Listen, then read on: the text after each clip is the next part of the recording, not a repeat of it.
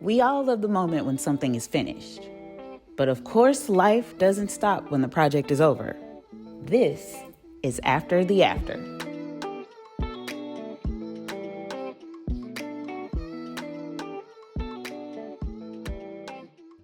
Bart, Renata, thank you for joining me after the after. We've already told the people who you are and about this illustrious organization and the conglomerate that you're building, but there's more to this story, and so I wanted to chat with you guys so the people could see you personally. You had a very successful grand opening, but now that the dust is trying to settle a little bit, I know that the original shop wasn't intended to be a shop. So what caused you guys to decide that you wanted a home for Cxffeeblack? When we were first introduced to the original space, we were told like, hey, I think this could be, shout out to Jared Myers, but he was like, hey, I think this could be you guys' home. And we weren't interested at first. Like at very first, we were just like, who wants a brick and mortar, specifically in coffee. And we had heard so many stories about brands dying once they get their brick and mortar. And so we were like, we good on that. But it was really cool to see the way the community came and was just like, they gave feedback and they gave, their time and they gave their energy. And getting to this side, like when it evolved, like, cause you were here when it was just dust and walls. It was so much dust. 2 floors. We couldn't have dominion in the way we needed to in that space. Like we had to expand our territory. And God had to expand our territory in order for us to fulfill the next stage of this journey, and the people who God has called us to and the work God has called us to, like you need a greater armament, you know what I'm saying? You need the big guns. And so I feel like that's what rolling this out is like, yes, is it more beautiful? Of course, you know what I'm saying? And it's necessary. It's not just like an accoutrement, you know what I'm saying? Like this is not just a garnish. Like even the beams, like people are like, oh, the beams are so beautiful. Yeah, no, the building falls down without those beams. Like those are structurally necessary, so the beauty is structurally necessary. What are you hoping that this particular step in this building represents for Cxffeeblack? I mean, my thing is that it is a love letter back to our community and why we, even in the coffee club and the art that was on the walls and like all the work we put into the dolly and the coffee, like all of that was there. And it's why we source the coffee from the people we source it from is because when I'm there, I'm like, man, I want to reflect the way God, I want to agree with God about you, and the work I do should reflect that to you and tell that story back to you. The rewards, the recognition, all of those are such a blessing. And sometimes we look up and we're like, what? That's kind of crazy. 100, what was it? We got nominated 100. for top 100 coffee shops in the world. Like, that's why I say, like, man, winning Memphis' best coffee roaster was way more impactful to me than winning world's most notable coffee roaster. Because it's hard to impress Memphis, man. Like, it's like, especially you can win everywhere else, but like people in Memphis going to be like, they take out a magnifying glass. You got no, man, they be like, hey, man, what I like, need, and it's like, man, I'm trying to explain this to you and like show, man, this is something we should be proud of, blah, blah. On this block, in this country, and in this world, it's a promise that God don't make no junk. And the coffee don't need no cream. Listening to these two talk about their business, I instantly fell in love with them as people. But it's not the coffee that brings everyone here, it's the community. And that has been something that I've sought out for years. I've been in Memphis for 13 years, and it's been a mission of mine to help Memphians fall in love with their city again. I am just in awe of the community that they continue to build. So, the public has seen the grand opening, but they have not seen the friction. You've shared your story with those that can handle the truth. But what are some of the hardest moments in getting this space open that people will never see on social media?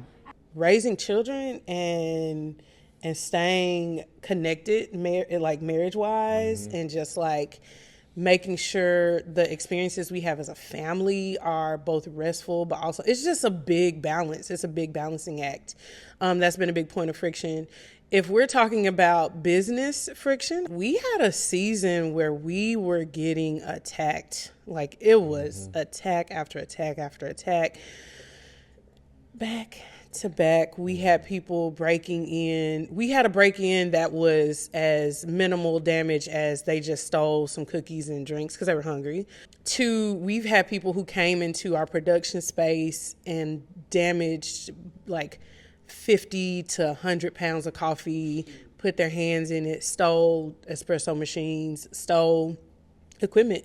We had people who we have been friends with and have been creating with, and we have been creating with.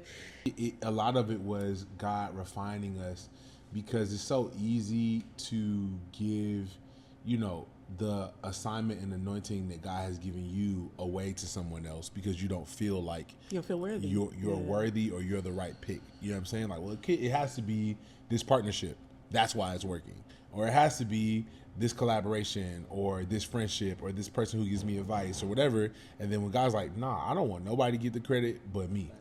And I'm using you.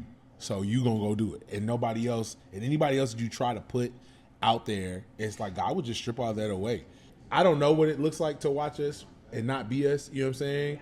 But I'm sure there's somebody over there like, that doesn't even make sense. Like, they just like, oh no, what in the world is happening? I say that about y'all all the time, and I am this close to you. So it is absolutely evident. I can't imagine what other people are thinking when they witness y'all's story, because I am the same way, and I'm here. I know the ins and outs. And speaking of the ins and outs, we are here for After the After because we thought we were done with this project several months ago. In prepping for this opening and then hearing about the setback, which was largely financial, you think you're ready, and then these earthly authorities come in and say, no, you have this laundry list of things that have to happen. Hence, the new structures that are a part of the building now that were never part of the design plan. What did that test in you personally? Patience, faith, ego, or trust? Yeah, I think it definitely tested ego for me, because I had spent so much time like not thinking about the physical presentation. And then like the people, so many people comment on like the drop ceiling over the, wow, that's so gorgeous. And I did not want to do that drop ceiling, man. Like I was like, yo, where are we going? The time. I wasn't even aware until there was already a structure. You were like, we need to tell Carmeon about this. And that was, call me. that thing was so crazy. It happened so fast. God gave us a dream with one of the WeFunder community investors, and that brother comes through. We have a meeting. He's looking at the building like, it's beautiful. Why aren't y'all open? We explained why. He was like, I got a guy. He called a guy. The guy get it done for 75% less. It's supposed to be $20,000 of work. He got it done for $5,000.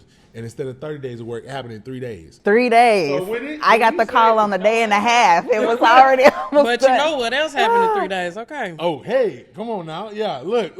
I'm playing. And I think for me, it tested my faith when we had all of those. We get feedback from not contractors, from inspectors and, all the different authorities that we have to get approval from. And they're like, hey, we need you to show this on your blueprint and this on your blueprint. And my husband was like, hey, can you add that to the blueprint? And I was like, okay. Hey.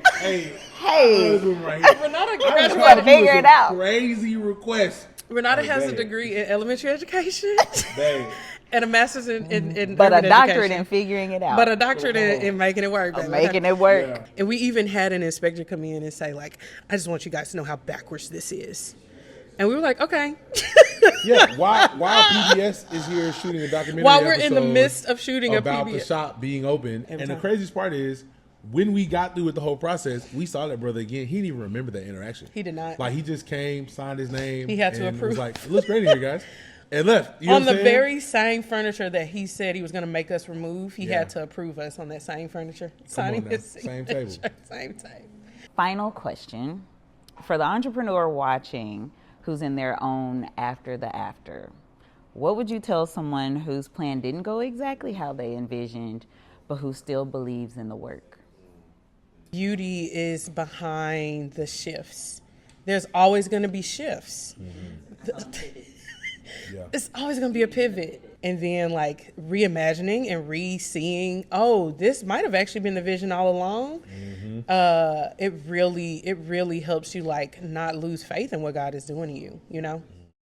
What we've learned is God never works by sending you all the resources you need for the journey, and you go through your bag and you check everything. Oh, cool. We have exactly what we need. Now let's go. It's like, go ahead and go. And as you go, you will find the things that you need, and he will send those things to you. And I think part of the reason why, I be asking God why a lot, but I'd be like, why is that? And part of it is I don't think we would go if you knew everything you needed. You know what I'm saying? You would never take that first step. And the second part is you wouldn't have the capacity to use the tools he's going to send you either. I think also it's important, man. So I heard a bruh say go sober, but there's like, you got to cut off a lot of stuff on that journey, because like it was moments where God was like, bro, just delete Instagram, like delete TikTok. You'll constantly be like subconsciously be like comparing yourself or trying to like judge your own progress based on somebody else's progress, and like none of that stuff is real. Like it's real for those people, but that's not your life. Yeah. You know what I'm saying? And the only life that you get to manage and steward is yours. Thank you. And that was a word for me as I continue to build and grow all the things I'm working on. And so honored to be part of the Cxffeeblack family. Thank you for sitting down with me. Would you please inform the people where you can be found, even if they aren't in Memphis? Mm-hmm. Yeah, for sure. So we're at Cxffeeblack.com, Cxffeeblack. We're at Cxffeeblack.com, shipping worldwide. Feel free to tap in. We'd love to get you a coffee subscription or ship you out some of the merch and some of the beans. And then you can find us, Cxffeeblack with an X, of course, no O, on all the social media spots. And then we're at 3386 Bowen Avenue. If you want to come through and grab a brew, we'd love to see you. Which you have to. Yeah, come through. Yeah, that's dope. Thank you, family.